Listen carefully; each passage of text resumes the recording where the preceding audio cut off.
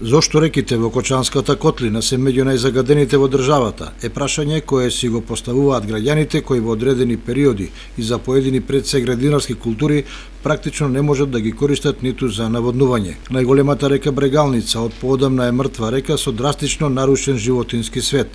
Жаби одамна нема, а од рибниот фонд се останате најотпорните и тоа во мал број. Не е подобра состојбата ниту со Ризарска и Кочанска река, потоа со Злетовица па и Осојница, бидејќи потечението од населените места до вливот загадувањето е енормно.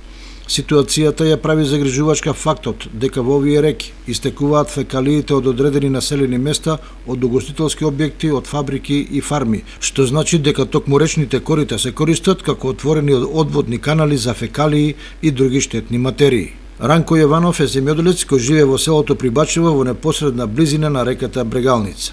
Имаше секој животински свет порано. Сега нема. Каде може да исчезнат?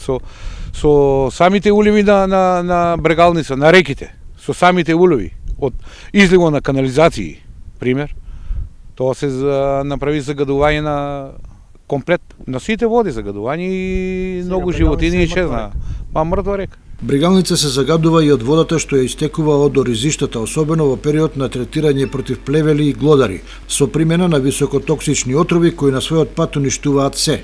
Човечкиот фактор ја игра главната улога и кога во реките се фрлаат совисени животни, како и други остатоци кои потоа со денови се распаѓаат и ја загадуваат околината. А не смее да се заборави дека пред неколку децении низ Брегалница, Оризарска и Кочанска река течеше бистра вода, дека во нив домакинките переа постелнина, а лете се капеа луѓе и дека изобилуваше со квалитетна риба. Меѓутоа, таквата слика ја паметат само повозрасните, кои сигурно и сега знаат што значи да се има бистра и чиста речна вода.